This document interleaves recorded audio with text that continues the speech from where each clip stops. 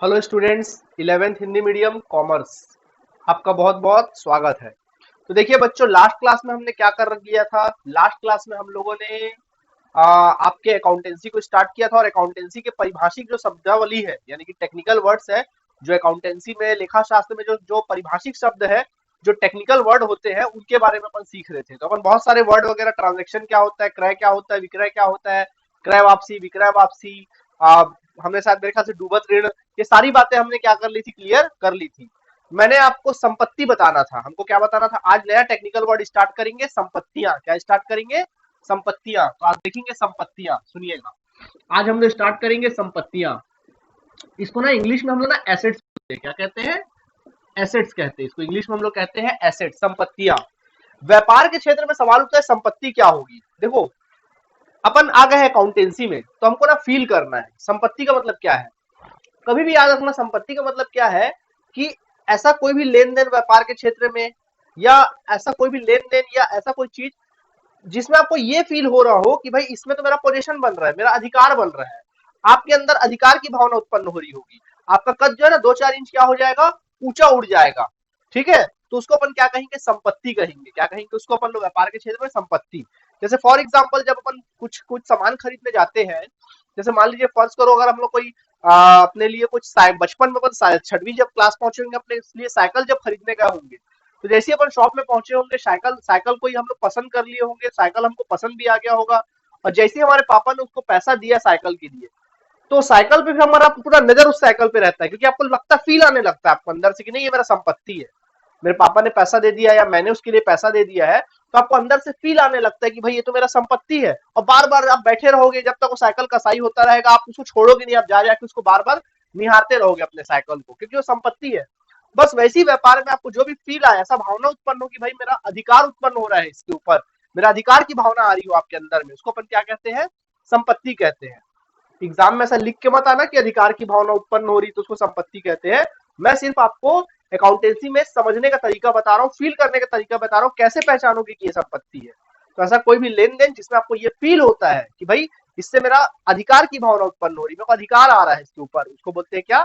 संपत्ति। ठीक है, चलो सब बातें को इसको एग्जाम में मत लिखना सर, संपत्ति को अपने बुक का आंसर लिखना जो बुक में रहेगा। ठीक है, तो चलिए संपत्ति की बात करते हैं।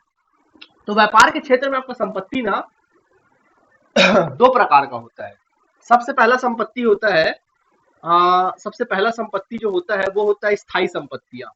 स्थायी संपत्तियां, स्थायी संपत्तियां बोलते हैं, या फिर इसको अपन ना गैर चालू संपत्ति भी कहते हैं। क्या कहते हैं इसको? या फिर गैर चालू संपत्ति भी कहा जा सकता है। गैर चालू संपत्तियां, गैर चालू संपत्ति। और दूसरा होता है आपका चालू संपत्ति। पहला होता है आपका स्थायी संपत्ति, दूसरा होता है चालू संपत्ति। सर ये स्थायी का मतलब क्या होता है और चालू का मतलब क्या होता है? चलो हम थोड़ा एक्सप्लेन किए देते हैं। आपको मालूम है जो हम लोग अकाउंट्स बनाते हैं ना, अकाउंट्स, जो अकाउंट्स बनाते हैं, जो भी, उसका एक समय होता है, एक अवधि होता है। और मालूम अवधि क्या होता है? साल होता है, एक साल होता है अवधि। यानी 1 जनवरी से आपका साल स्टार्ट होता है और आपका साल कब खत्म होता है? 31 दिसंबर। यानी खाता बनाने का भी एक अवधि होता है। 1 जनवरी से हम लोग लेन देन स्टार्ट करते हैं और हमारा खाता जो हम लोग लाभ और हानि गणना करते हैं वो साल के अंतिम दिन में करते हैं।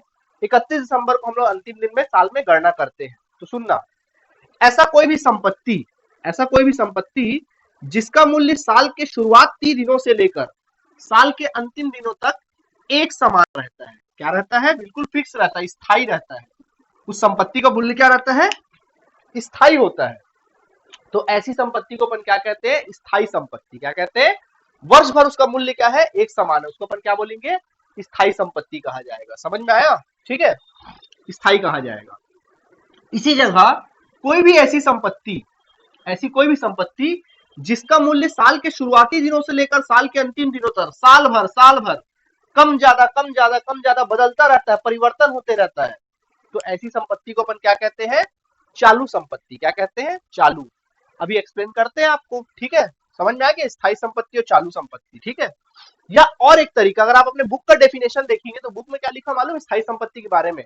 वो संपत्तियां जिसको रोकड़ में बदलने में, रोकड़ में बदलने में, कोई भी संपत्ति को आप रोकड़ में कैसे बदलोगे, पैसे के रूप में कैसे बदलोगे, कैश में कन्वर्ट कैसे करोगे? बेचकर। मैं बोलूंगा आपके पास संपत्ति, आपके पास टेबल एक संपत्ति है, इसको रोकड़ में बदलो, क्या करोगे? बेच दोगे, रोकड़ में बदला जाएगा, पैसे में क्या हो जाएगा? बदला जाएगा। ठीक है, तो वही चीज है। स्थायी संपत्ति बोलता है कि वो संपत्ति है जिसको बेचने में, उसको रोकड़ में बदलने में, पैसे के रूप में बदलने में बहुत ज्यादा समय लगता है, 6 महीना, 7 महीना या साल भर का समय लग जाता है, उसको अपन बोलते हैं स्थायी संपत्ति। और वो संपत्ति जिसको अपन बहुत जल्दी रोकड़ में बदल सकते हैं, मुश्किल से 15-20 दिन में या 1 महीने या 2 महीने के अंदर में हम लोग उसको पैसे में बदल सकते हैं, उसको अपन कहते हैं 15-20 दिन में या 7-8 दिन में अपन क्या कर सकते हैं? पैसे बदल सकते हैं, उसको अपन कहते हैं चालू संपत्ति। ये कहता है। तो दोनों चीज को दिमाग में बैठा लो जो मैंने बताया आपको। ठीक है, तो चलिए ठीक है, खैर स्थायी संपत्ति और चालू संपत्ति आपको क्लियर हो गया होगा। आगे बढ़ते हैं। ठीक है, तो बच्चों देखो स्थायी संपत्ति के उदाहरण क्या क्या है। स्थायी संपत्ति के उदाहरण है जैसे भूमि व भवन। भूमि व भवन यानी कि इंग्लिश में इसको बोलते हैं लैंड एंड बिल्डिंग। देखो इंग्लिश को भी ध्यान रखना ना, क्योंकि आगे चल के फर्स्ट ईयर से हम लोग को इंग्लिश में पढ़ना है, तो एकदम हिंदी के लिए खाटी हिंदी मत बन जाना। अभी हिंदी मीडियम में करके एकदम से मैं तुम लोग को इंग्लिश में कंफ्यूज नहीं करूंगा, इसलिए ज्यादा हिंदी में ही ध्यान दो, लेकिन एक समय के बाद हम लोग धीरे धीरे करके इंग्लिश में कन्वर्ट होंगे। कॉलेज की बात है, ये कॉलेज की बात है, अभी नहीं, अभी डरने की बात नहीं। 11वीं 12वीं बिल्कुल खाटी हम लोग हिंदी में ही पढ़ेंगे, टेंशन की बात नहीं है। ठीक है, तो देखिए भूमि व भवन यानी लैंड एंड बिल्डिंग, देखो स्थायी संपत्ति है। भूमि व भवन, भूमि और भवन, देखो इसका मूल्य भी एक समान होता है। उसके बाद होता है यंत्र व संयंत्र, प्लांट और मशीनरी। क्या बोलते हैं? यंत्र और संयंत्र, मतलब संयंत्र मतलब प्लांट और यंत्र मतलब मशीन। ठीक है, ये होता है। इसी तरीके से फर्नीचर यानी कि उपस्कर, फर्नीचर बोलते हैं, या फिर इसको इंग्लिश में बोलते हैं उपस्कर, फर्नीचर। फर्नीचर को उपस्कर बोला जाता है, फर्नीचर को क्या कहा जाता है? उपस्कर कहा जाता है। ठीक, नेक्स्ट क्या होता है? तो नेक्स्ट होता है, इसमें उपस्कर हो गया। नेक्स्ट अपन लिख सकते हैं दीर्घकालीन विनियोग। क्या कहेंगे? दीर्घकालीन विनियोग। बोलोगे सर ये विनियोग क्या होता है? विनियोग, विनियोग को इंग्लिश में हम बोलते हैं इन्वेस्टमेंट। पहले तो जान लो दीर्घकालीन, दीर्घकालीन मतलब लॉन्ग टर्म, लंबा समय। दीर्घकालीन, दीर्घकालीन का मतलब क्या होता है? यानी कि लंबा समय। दीर्घकालीन मीन्स होता है लंबी अवधि, मतलब लंबा समय। लंबा समय मतलब कितना लंबा समय? तो याद रखना, कभी भी दीर्घकालीन का मतलब होता है 1 वर्ष या 1 वर्ष से अधिक, 1 वर्ष या 1 वर्ष से अधिक। व्यापार के क्षेत्र में, आपके अकाउंटेंसी के क्षेत्र में दीर्घकालीन का मतलब होता है 1 वर्ष या 1 वर्ष से अधिक। और अल्पकालीन, अल्पकालीन मतलब छोटा समय, अल्पकालीन। तो बच्चों अल्पकालीन का मतलब क्या होता है? 11 माह या 11 माह से कम, 11 माह या 11 माह से कम। 1 वर्ष या 1 वर्ष से अधिक, सॉरी अधिक लिखना था यहाँ पे, अधिक। ओके, और अल्पकालीन का मतलब 11 माह या 11 माह से कम। क्लियर हो गया? ठीक है, चलिए ये तो क्लियर हो गया। हम लोग विनियोग की बात करते हैं। विनियोग का मतलब क्या होता है? क्या होता है विनियोग का मतलब? ठीक है, विनियोग का मतलब क्या होता है? एग्जाम्पल देते हैं। मान लीजिए मिस्टर ए है, और मान लीजिए मिस्टर ए है, और मान लीजिए मिस्टर क्या है? बी है। मान लीजिए मिस्टर ए है और मिस्टर क्या है? बी है। मिस्टर ए जो है साल का कमाता है 5 लाख रुपए, ठीक है, और मिस्टर बी जो है वो साल का, इसकी जो कमाई है, आय जो है, इसका जो कमाई है साल का, वो कमाता है मिस्टर ए 5 लाख रुपए, और मिस्टर बी साल का कमाता है मान लीजिए 20 लाख रुपए। ठीक है, मिस्टर ए का जो खर्चा है वह है वो 5 लाख रुपए है। कितना खर्चा है? साल भर का खर्चा 5 लाख है। भाई कमाएगा तो खर्च भी करेगा, तो जितना कमाया सब उड़ा दिया, खर्चा है। जबकि मिस्टर बी का भी खर्चा कितना है? 5 लाख है। तो बताओ किसने बचाया? इसकी बचत क्या है? नील, कुछ नहीं है इसकी बचत।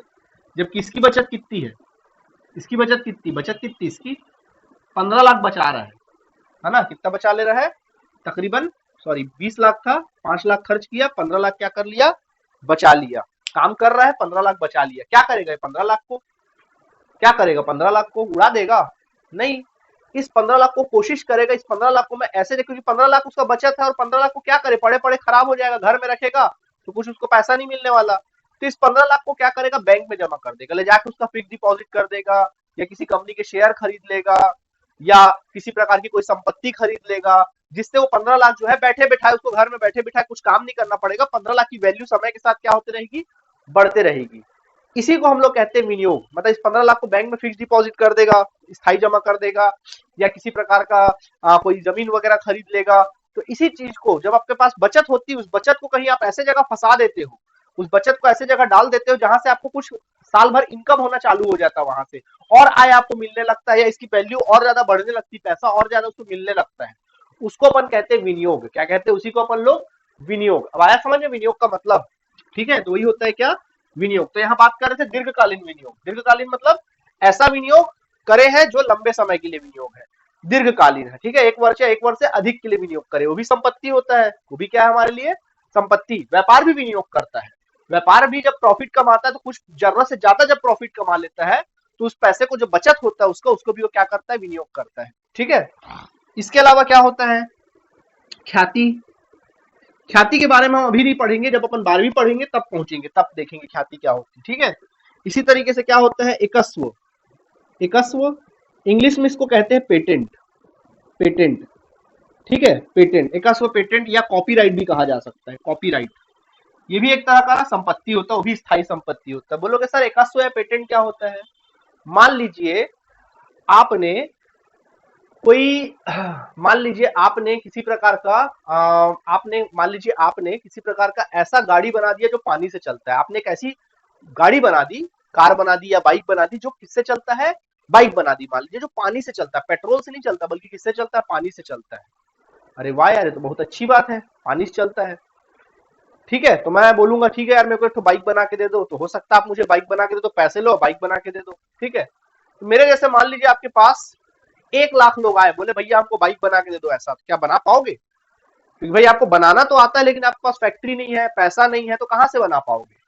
तब आपके पास क्या होगी? बड़ी बड़ी कंपनियां आएगी आपके पास। आपके पास हीरो कंपनी आएगी, बजाज कंपनी आएगी और आपको ये बोलेगी कि भैया वो फॉर्मूला हमको बेच दो, वो फॉर्मूला हमको क्या कर दो? बेच दो। जो आप पानी से गाड़ी बनाए हो जो पानी से चलता है, वो फॉर्मूला हमको दे दो, हमारे पास फैक्ट्री है, हम बना के क्या करेंगे? बेचेंगे उसको। तो तुमने उसको मान लो फॉर्मूला 100 करोड़ में बेच दिया, सपोज अपने अधिकार को किसमें बेच दिया? 100 करोड़ में उस कंपनी को बेच दिया, तो कंपनी ने उसको खरीद लिया। अब वो कंपनी क्या कर रही है? पानी से चलने वाली गाड़ी बनाना चालू कर रही है और आपको 100 करोड़ रुपए देके क्या करी? चली गई। ठीक है, तो कंपनी ने आपको पैसा दिया ना, तो कंपनी ने आपका अधिकार खरीदा ना, फॉर्मूला खरीदा, तो क्या है बोलेंगे? एकस्व। आपका एकस्व खरीदा, कंपनी ने क्या खरीदा? आपका अधिकार। अधिकार मतलब क्या? एकस्व खरीदा आपसे। पेटेंट, कॉपीराइट, पेटेंट या क्या खरीदा? कॉपीराइट कंपनी ने खरीदा। तो कंपनी अपने संपत्ति में दर्शाती है कि भाई ये हमने क्या किया? सामने वाले से फॉर्मूला खरीदा है। आया बात समझ में? उसी को बोलते हैं एकस्व और कॉपीराइट। और जैसे जैसे आप कॉमर्स की दुनिया में आएंगे इसके बारे में डिटेल में जानते जाएंगे, धीरे धीरे अपना सब क्लियर होता जाएगा। ठीक है, तो यहां तक क्या हुआ हमारा? ये कुछ संपत्तियां हैं हमारे पास, भूमि, भवन, यंत्र, संयंत्र, प्लांट, मशीनरी वगैरह वगैरह वगैरह। ठीक है, और एक होता है गाड़ियां। क्या? गाड़ियां भी हमारी स्थायी संपत्ति हो सकती। गाड़ियां आपके व्यापार में बहुत सारी गाड़ियां होती है ना, घोड़ा गाड़ी हो गया या ट्रक हो गया या ट्रेन हो गया, आपके व्यापार की ये संपत्तियां है। ठीक है, ओके, ठीक। तो स्थायी संपत्ति क्लियर हुआ आप लोगों को। अब बात करते हैं चालू संपत्ति की। किसकी बात करते हैं? चालू संपत्ति। क्या क्या चालू संपत्ति होता है? सबसे पहला चालू संपत्ति हस्तस्थ रोकड़। हस्तस्थ रोकड़ आपकी चालू संपत्ति होती है। हस्तस्थ रोकड़ मतलब क्या होता है बच्चों?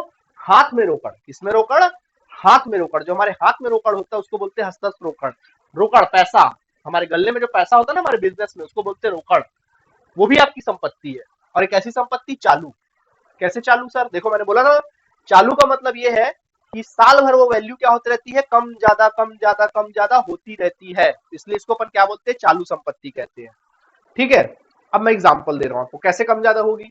मैं एग्जांपल देता हूं। मैं कहता हूं कि जाइए, मैं आपको एक ना दुकान के सामने खड़ा कर देता हूं, आपको एक बिजनेस के सामने खड़ा कर देता हूं और मैं कहता हूं कि अभी इसके बिजनेस में ना इसके गले में 2000 रुपए है। मैं कहता हूं कि अभी 2000 रुपए है। ठीक है, अब मैं आपको बोलूंगा कि जाओ इधर उधर घूम के आ जाओ। मैं बोलूंगा 2 घंटे बाद घूम घाम के आ जाओ।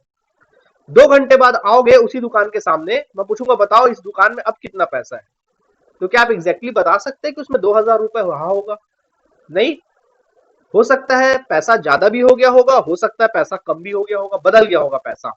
अगर उसने माल बेचा होगा तो पैसा बढ़ गया होगा, माल खरीदा या कुछ खर्च किया होगा तो पैसा घट गया होगा। समझ में आया? देखो उसका वैल्यू साल भर बदल रहा है कि नहीं बदल रहा है। वो संपत्ति साल भर बढ़ रही है, घट रही है, बढ़ रही है, घट रही है, बढ़ रही है और घट रही है। इस वजह से हस्तस्थ रोकड़ चालू संपत्ति कहा जाता है। आया बात समझ में? और रोकड़ को रोकड़ बदलने में ज्यादा वक्त भी नहीं लगता है ना? रोकड़ तो रोकड़ है, उसको बदलना क्या? ठीक, तो चालू संपत्ति। इसी तरह बैंक में रोकड़। बैंक में आपका रोकड़ जो पड़ा है वो भी आपकी संपत्ति होती है।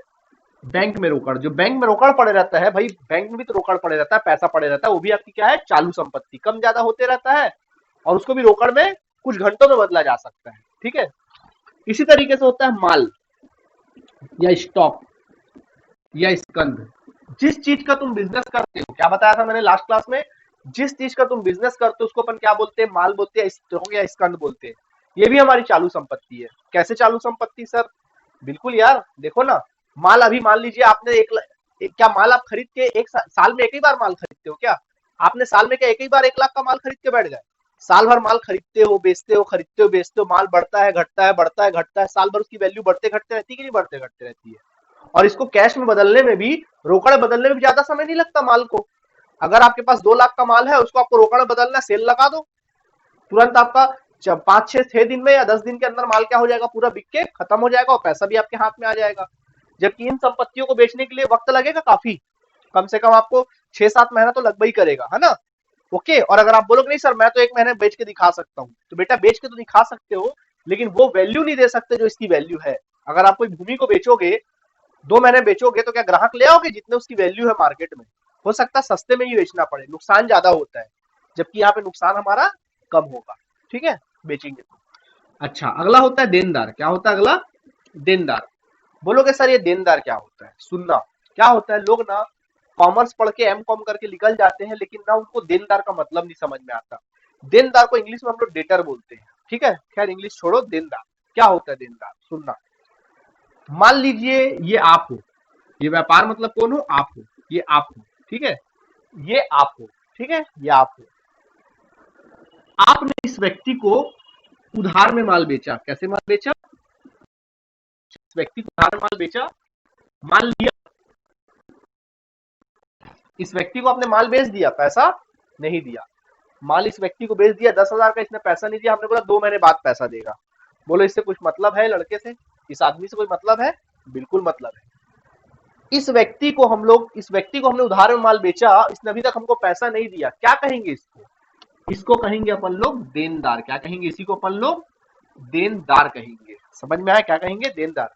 यानी जिस व्यक्ति को हम उधार में माल बेचते हैं, जिस व्यक्ति को हम उधार में माल क्या करते हैं?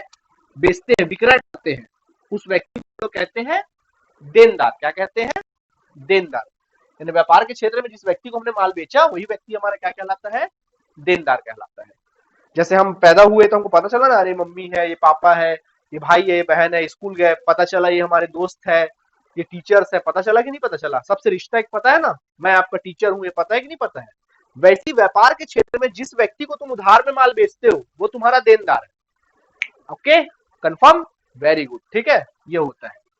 ठीक, तो बताओ, एक देनदार हमारे लिए संपत्ति है। कैसे? देखो ना, आपको अधिकार की भावना उत्पन्न हो रही है।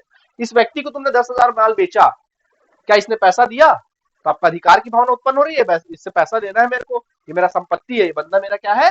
संपत्ति, देनदार है, मेरा संपत्ति है। आया बात समझ में? ठीक है, वो भी कैसा संपत्ति? चालू संपत्ति है, क्योंकि साल भर खरीदे, साल भर बेचेंगे, कभी कम कभी ज्यादा, कभी कम कभी ज्यादा होता ही रहेगा। बेचे तो बढ़ गया देनदार, और उसके बाद उसने हमको वापस पैसा ला के दिया तो देनदार घट गया।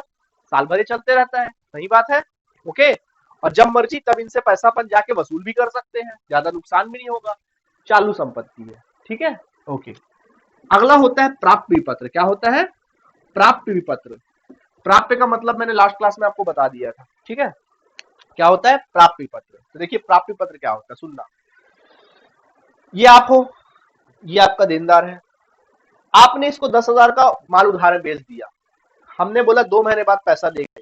कब देगा पैसा? 2 महीने बाद पैसा देगा। 2 महीने बाद गए तो इसने पैसा नहीं दिया, हमको बोला कौन हो आप, हमको पहचानने से इनकार कर दिया। हमने बोला क्या बात कर रहा है यार, 2 महीने पहले तो 10,000 का माल बेचे थे, अब 2 महीना हो गया, ला 10,000 हमारा क्या कर, लौटा दे। ये बोला, सीधा इसने गन दिखाया, बोला नहीं देता, जाओ, तुम्हारा पैसा कोई था क्या, कोई सबूत गवाह है? तो हम दौड़े दौड़े कहाँ गए? पुलिस के पास गए। पुलिस ने हमको कहाँ भेज दिया? अदालत भेज दिया, कोर्ट भेज दिया, हमको न्यायालय भेज दिया पुलिस ने हमको। न्यायालय में गए, जज के सामने खड़े हुए, तो जज के सामने जब खड़े हुए तो जज के सामने हमने बोला कि भैया इस बंदे को हमने फलाना फलाना तारीख को 10,000 का माल बेचा था, 2 महीने का समय दिया था, पैसा नहीं लौटा रहा है। जज बोला कुछ सबूत वबूत है, कोई आसपास गवाह था? हमने बोला नहीं है। जज बोलेगा चलो लिख लो यहाँ से, भगा देगा। तो यार व्यापार के क्षेत्र में नुकसान भी हो सकता है। इस व्यक्ति को हमने उधार में माल बेचा, क्या सबूत है कि हमने इनको माल बेचा? तब हम क्या करते मालूम है? ऐसी गलती ना हो, ऐसी स्थिति ना हो कि कल को ये मुकर जाए। तब अपन क्या करते हैं, जब इस व्यक्ति को हम उधार में माल बेचते हैं, ठीक है, जब इस व्यक्ति को उधार में माल बेचे, 10,000 का माल बेचे, तो अगर अपने जान पहचान का है तो ठीक है, ठीक है, नहीं लिखवाएंगे। लेकिन जान पहचान का नहीं है, तब अपन क्या करते हैं, इससे एक कागज में, एक विपत्र में, एक पत्र में क्या कर लेते हैं, लिखवा लेते हैं कि मैं फलाना फलाना देनदार इतने तारीख को पैसा देने का वचन देता हूं, और उसका क्या ले लेते हैं अंत में, साइन, और विपत्र को अपने पास क्या कर लेते हैं, रख लेते हैं। इसी पत्र को हम लोग प्राप्ति पत्र क्या कहते हैं, पत्र। मतलब क्या इसका, कि जब हम किसी व्यक्ति को उधार में माल बेचते हैं और जब उस व्यक्ति से लिखित में वो व्यक्ति हमको वचन देता है कि वो पैसा हमारा लौटा देगा, तो उस लिखित प्रपत्र को क्या कहते हैं, प्राप्ति पत्र कहते हैं। क्या कहते हैं उस प्रपत्र को, प्राप्ति पत्र कहते हैं। आया बात समझ में कि नहीं आया, क्या कहते हैं, प्राप्ति पत्र। ठीक है, मिटा दें हम इसको, लिख लीजिएगा आप सभी, समझ लीजिएगा अच्छे से। ओके, अच्छा, तुम लोग मालूम है इसका ना एक और वर्ड है, दोनों को जोड़कर, देनदार और प्राप्ति पत्र को जोड़कर एक नया वर्ड बोलते हैं, व्यापार प्राप्य बोलते हैं इसको। क्या कहते हैं, एक और वर्ड है क्या, व्यापार प्राप्य। व्यापार प्राप्य भी कहा जाता है, क्या कहा जा सकता है, व्यापार प्राप्य भी कहा जा सकता है। ठीक है, ओके, आगे बढ़ते हैं। अगला होता है अल्पकालीन विनियोग। तो अल्पकालीन विनियोग का मतलब समझ गए होंगे, कम समय का विनियोग, जो 11 महीने या 11 महीने से कम समय के लिए विनियोग किया गया, वो होता है। इसके बाद होता है आपका चालू संपत्ति में पूर्वदत्त व्यय। सर ये पूर्वदत्त व्यय क्या होता है, बाद में बताएंगे। अगला होता है उपार्जित आय। अगला होता है क्या, उपार्जित आय। सर ये उपार्जित आय क्या होता है, इसको भी बाद में बताएंगे। ठीक है, अभी नहीं बताएंगे इसको, अभी आपको समझ में भी नहीं आएगा। ठीक है, वो पढ़ते पढ़ते हमको समझ में आएगा। ठीक है, तो संपत्ति के बारे में हमने आपको क्या कर दिया, पूरा अच्छे से एक्सप्लेन कर दिया। ओके, तो यहां तक लिख लीजिए, फिर आगे बढ़ते हैं अपन लोग। ओके स्टूडेंट, तो संपत्ति हमने अच्छे से समझ लिया।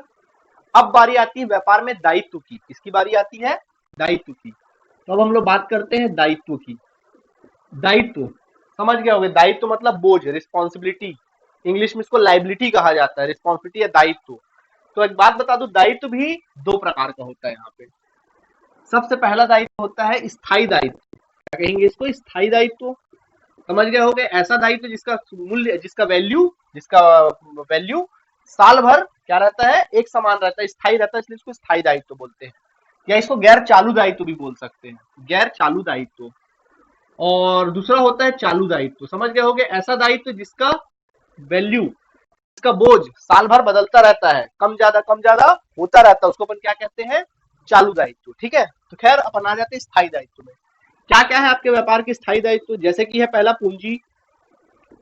पूंजी है, पूंजी है, बैंक ऋण है, बैंक से ऋण है, या दीर्घकालीन ऋण है। दीर्घकालीन ऋण, ये है कुछ आपके मतलब स्थायी दायित्व। सबसे पहला है पूंजी। पूंजी का मतलब समझते हो, पूंजी भी आपके लिए दायित्व है। क्या होता है पूंजी का मतलब, चलो हम आपको एक्सप्लेन किए देते हैं। पूंजी का मतलब क्या होता है, सुनना। पूंजी का मतलब क्या होता है, सुन लो। ये व्यापार है, ये व्यापार है, और ये व्यापार का कौन है, मालिक है। ठीक, इसमें से मैं बोला था कि आपको एक कैरेक्टर में ढलना पड़ता है। आपका कैरेक्टर क्या है, आपको क्या बनकर पढ़ना है, आपको व्यापार बनकर पढ़ना है। आप कौन हो, व्यापार। अपने आपको फील करो कि मैं व्यापार हूँ। ठीक है, आप फील करिए कि मैं व्यापार हूँ। ओके, आपने फील किया मैं व्यापार हूँ, व्यापार हो आप। ठीक है, आपका मालिक, आपका मालिक अपने जेब से आपके ऊपर पैसे लगाता है। व्यापार को चालू करने के लिए कुछ पैसे लगते हैं ना, व्यापार को स्टार्ट करने के लिए कुछ पैसे लगेंगे, कुछ माल लगेगा, कोई गुड्स लगेगा ना, माल वगैरह लगेगा, कुछ संपत्तियां लगेंगी, तो भाई तभी तो व्यापार स्टार्ट होगा। तो कौन लगाएगा ये सब, कौन लगाएगा, मालिक लगाएगा व्यापार में। आप व्यापार हो ना, आपके ऊपर मालिक ने क्या लगाया, रुपए लगाया, माल लगाया, संपत्ति लगाया आपके ऊपर, सब अपने घर से ला ला के, अपने पैसा ला ला के लगाया आपके व्यापार में। किस आशा से लगाया, कि भाई ये व्यापार में मैं पूंजी लगा रहा हूं, तो कल को मुझे क्या मिलेगा, इससे लाभ मिलेगा, इस व्यापार से मुझे क्या वापस होगा, लाभ वापस होगा। क्या फील हो रहा है आपको, अरे बाप रे, हमको तो दायित्व फील हो रहा है। कैसे दायित्व फील हो रहा है, कि मेरा मालिक मेरे ऊपर पूंजी लगा रहा है। किस रूप में पूंजी लगा रहा है, रुपए लगा रहा है, माल लगा रहा है, संपत्ति लगा रहा है। क्या सोचकर पैसा लगा रहा है, कि भाई ये व्यापार मुझे लाभ देगा। तो हमारे ऊपर क्या बोल रहा है, बोझ बढ़ रहा है कि नहीं बढ़ रहा है, कि मालिक को हमको क्या करना है, लाभ देना है। पूंजी तो लौटाना ही लौटाना है, साथ में क्या लौटाना है, लाभ लौटाना है। यही कारण है कि पूंजी को क्या कहा जाता है, दायित्व कहा जाता है। क्या कहा जाता है पूंजी को, व्यापार का दायित्व बोला जाता है। और आप कौन हो, व्यापार हो। तो आपका मालिक आपके ऊपर पूंजी लगा रहा है, तो क्या हुआ आपके लिए? दायित्व हुआ। क्या हुआ? दायित्व। ठीक है, ओके, ये आपके लिए दायित्व कहलाता है। क्लियर है? उसी प्रकार अगला है बैंक ऋण। अगला क्या है? बैंक ऋण। हम व्यापार को चलाने के लिए हम बैंक से ऋण लेते हैं। हम कौन लेते हैं? बैंक से ऋण लेते हैं। तो ऋण भी हमारे लिए क्या है? दायित्व, हमारे व्यापार के लिए दायित्व है। वैसी दीर्घकालीन ऋण, लंबे समय का ऋण, कोई लंबे समय का आप बड़ा ऋण लेते हो, किसी अदर पर्सन से लेते हो, किसी भी अदर व्यक्ति से लेते हो, वो भी तुम्हारा क्या है? दायित्व है। ठीक है, स्थायी दायित्व है। इसका वैल्यू साल भर एक समान रहता है। ओके, चलिए इसको लिख लिए होंगे, उम्मीद है। इसको लिखते जाना ना भाई, मैं मिटा देता हूं, उससे पहले फटाफट लिख लिया करो, नोट कर लिया करो। ठीक है, उसके बाद होता है चालू दायित्व। अगला क्या होता है? चालू दायित्व। चालू दायित्व क्या होता है? पहला दायित्व है लेनदार। पहला क्या है? लेनदार। क्या होता है सर ये लेनदार? चलिए हम आपको एक्सप्लेन करते हैं। देखिए, ये कौन है? व्यापार हो आप, और एक व्यक्ति है। इस व्यक्ति से आपने उधार में माल खरीदा, उधार माल क्रय किया, आपने खरीदा। व्यक्ति से आपने उधार में माल क्रय किया, क्या पैसा दिया? नहीं, आप माल खरीद के ले आए। क्या फील आ रहा है अंदर से? बोझ फील आ रहा है भाई, कल को पैसा देना पड़ेगा। एक तो दायित्व वाली फील आ रही है। ठीक है, तो दायित्व है तो कंफर्म हो गया। तो इस व्यक्ति से हमने उधार में माल खरीदा, माल लेकर आ गया। क्या इस व्यक्ति से रिलेशन है? बिल्कुल रिलेशन है भैया, इससे हमारा संबंध बना। इस व्यक्ति को हम लोग कहेंगे लेनदार। क्या कहेंगे इस व्यक्ति को? लेनदार। जिस प्रकार मैं आपका टीचर हूं, मम्मी है, डैडी है, दोस्त है, यार है, सबसे एक रिलेशन है कि नहीं है? उसी प्रकार जिस व्यक्ति से तुम व्यापार के क्षेत्र में उधार में माल खरीदते हो, नगद नहीं भैया, उधार में माल खरीदते हो, व्यक्ति क्या कहलाता है? तुम्हारा लेनदार। और चूंकि आप उधार में माल खरीद रहे हो, कल को आपको पेमेंट करना पड़ेगा, तो आपके अंदर में फील क्या आ रहा है कि अरे बाप रे, पैसा लौटाना पड़ेगा। इसलिए हमारे लिए क्या है? ये दायित्व है, और ये चालू दायित्व है, क्योंकि इसका वैल्यू साल भर बदलता रहेगा। आप एक आदमी से एक बार तो माल खरीद के नहीं बैठ जाओगे, साल भर माल खरीदोगे ना। व्यापार में तो हर 2-4 दिन में माल खरीदना रहेगा। माल खरीदोगे, पेमेंट करोगे, माल खरीदोगे, पेमेंट करोगे। कभी लेनदार बढ़ेगा, माल खरीदोगे तो लेनदार बढ़ेगा, पेमेंट करोगे तो लेनदार बढ़ जाएगा। चलता रहेगा ये प्रोसेस। तो ठीक है, ये कारण है। समझ में आया बात आप लोगों को? लेनदार। ठीक, ओके। नेक्स्ट अगला होता है देवी पत्र। क्या होता है? देवी पत्र। देखिए, हमने इस बंदे से उधार माल खरीदा, माल लेकर आ गए, क्या पैसा दिए? नहीं दिए। तो ये बंदा हमसे क्या करेगा? कागज में क्या करेगा? हमारे पास एक पेपर भेजेगा जिसमें लिखा रहेगा हमारा नाम, कि मैं आपका पैसा फलाना फलाना तारीख या 3 महीने या 4 महीने में आपको लौटाने का वचन देता हूं करके हमारा साइन रहेगा। इस बार किसका साइन रहेगा? हमारा साइन रहेगा। और ये विपत्र हम उसको क्या कर देंगे? लौटा देंगे। इस विपत्र को हम लोग कहते हैं देवी पत्र। क्या कहते हैं? देवी पत्र। क्योंकि विपत्र में हमने साइन किया और विपत्र उस बंदे को दे दिया। जब पैसा देंगे तब वो विपत्र हमको वापस मिलेगा। इसको कहते हैं अपन लोग देवी पत्र। क्या कहते हैं इसको अपन लोग? देवी पत्र। ठीक है, इसी को हम लोग कहते हैं देवी पत्र। आया बात समझ में? क्या सीखे? जिस व्यक्ति से उधार माल खरीदते हैं वो व्यक्ति हमारा लेनदार है, और जब उसको हम लोग लिखित में क्या कर देते हैं? वचन दे देते हैं। हम दे रहे हैं लिखित में वचन, तो जो लिखित प्रपत्र है वो देवी पत्र कहलाता है। दायित्व तो हमारे लिए क्या है? दायित्व। और इसको दोनों को जोड़ोगे ना तो एक नया वर्ड निकलता है, वो है व्यापार दे। तो जब भी व्यापार दे बोले, समझ जाना उसमें लेनदार और देवी पत्र दोनों जोड़कर है। ठीक है, दोनों शामिल है, समझ जाइएगा। लिख लेना इसको। ठीक है, ओके। नेक्स्ट आगे बढ़ते इसके बाद अगला होता है बैंक अधिविकर्ष। क्या होता है? बैंक अधिविकर्ष। बैंक अधिविकर्ष सर क्या होता है? बैंक अधिविकर्ष सुनो, मान लो आपका बैंक अकाउंट है, आपका बैंक अकाउंट है, और इस बैंक अकाउंट में 10,000 रुपए जमा है। कितना रुपए जमा है? 10,000 रुपए जमा है। बोलो इसमें से कितना ज्यादा से ज्यादा निकाल सकते हो? 10,000 ही निकाल सकते हो। 10,000 जमा है तो ज्यादा ज्यादा कितना निकाल सकते हो? 10,000। लेकिन आपको आपका बैंक, आप इतने बड़े व्यापारी हो, आपका लेन देन रेगुलर बैंक के साथ चलता रहता है, इसके लिए आपको बैंक आपको फैसिलिटी देता है। क्या फैसिलिटी देता है? आपको जरूरत है 12,000 की, मान लीजिए आपके अकाउंट में जमा है 10,000, लेकिन आपको जरूरत है चलो 15,000 की जरूरत है। कितने की जरूरत है? 15,000 की जरूरत है। ठीक है, अब कहां जाओगे 5,000 के लिए? बैंक बोलेगा निकालो ना, आपका 10,000 जमा है ना, आप निकालिए ना, 15 निकलेगा। आपने उससे कितना निकाल लिया? 15 निकाल लिया। 10,000 जमा था लेकिन निकाल कितना लिया? 15,000 आपने निकाला। कितना ज्यादा निकाला? 5,000 आपने ज्यादा निकाला। इसे कहते हैं बैंक अधिविकर्ष। क्या कहते हैं? बैंक अधिविकर्ष। इंग्लिश में कहते हैं इसको बैंक ओवरड्राफ्ट। इंग्लिश में इसको कहते हैं बैंक ओवरड्राफ्ट, बैंक अधिविकर्ष कहा जाता है इसको। समझ में आया बैंक अधिविकर्ष का मतलब? ओके, ठीक है, चलिए ठीक है। तो बैंक अधिविकर्ष हमारे लिए एक दायित्व होता है। बोलोगे क्या सर ये सब व्यापारी को मिलता है? नहीं, ये सिर्फ उन व्यापारियों को है जिनका बैंक के साथ अच्छा खासा लेन देन होता है, अच्छा खासा रिलेशन होता है, उन्हीं को दिया जाता है। हर किसी को ऐसा अधिविकर्ष का नहीं मिलता है। ठीक है, फैसिलिटी। इसके बाद अगला होता है अल्पकालीन ऋण, कम समय के लिए अगर आपने ऋण लिया है तो तुम्हारा दायित्व हो जाएगा अल्पकालीन ऋण। होता है अदत्त व्यय। सर ये अदत्त व्यय क्या होता है, इसको हम अभी एक्सप्लेन नहीं करेंगे, बाद की क्लास में एक्सप्लेन करेंगे, अभी समझ में नहीं आएगा। इसके बाद होता है अनुपार्जित आय। सर ये अनुपार्जित आय क्या होता है, ये भी दायित्व है, बताएंगे बाद में क्या है, ठीक है। तो इस प्रकार हमने आपको एक्सप्लेन कर दिया दायित्व के बारे में, ठीक है, लिख लीजिए। ओके स्टूडेंट्स, तो अब हम लोगों ने संपत्ति और दायित्व को क्या कर दिया, आपको पूरा पूरा एक्सप्लेन कर दिया, ठीक है। उम्मीद है आपको बहुत अच्छे समझ में आ गया होगा। नेक्स्ट क्लास में हम लोग प्रैक्टिकल पोर्शन के कुछ रूल्स रेगुलेशन देखेंगे, ठीक है। इसको अच्छे से पढ़िए, नोट बनाइए। ओके, तब तक के लिए धन्यवाद।